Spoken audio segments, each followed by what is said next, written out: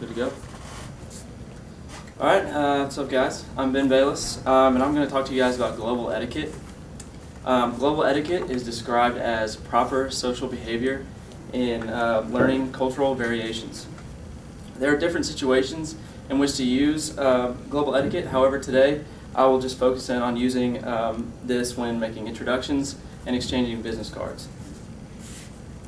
Being sensitive to cultural variations will ensure that your first encounter with a person from another country leaves a positive impression.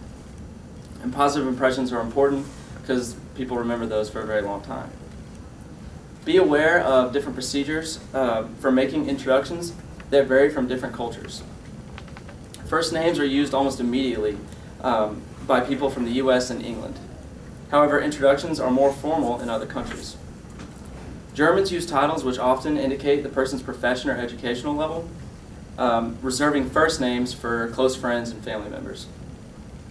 In some cultures, the last name comes first and first name comes last. For example, Ching Lo Chang would be addressed as Mr. Ching, and that's why you see Yao on the back of Yao Ming's jersey.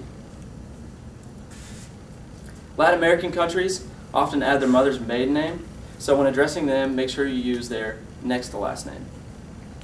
In African countries, such as Nigeria and Kenya, titles are used with the last names until you get to know them very well.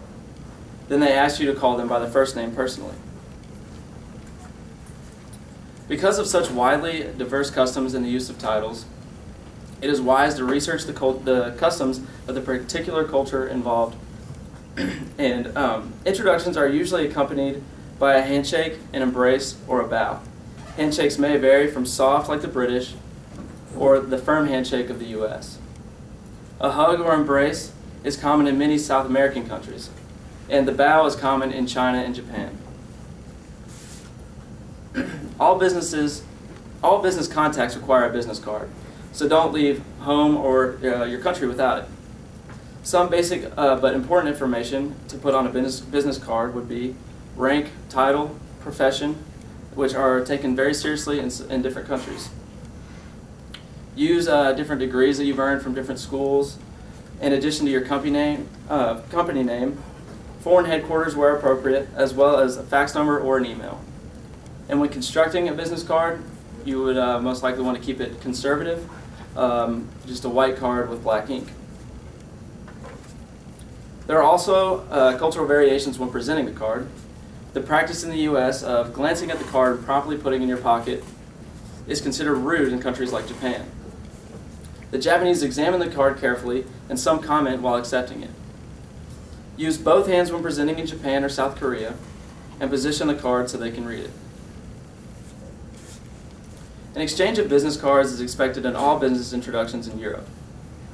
Other parts of the world where exchanging business cards is where exchanging business cards is the norm include the Middle East, the Pacific, Asia, and the Caribbean. Australians don't usually use business cards, so if you offer one to them, you probably won't receive one in return. And in Southeast Asia, Africa, and the Middle East, avoid presenting a card with your left hand, for that is reserved to take care of bodily functions. Also, in non-English speaking countries, be sure to have your information printed in English on one side and in the local language on the other.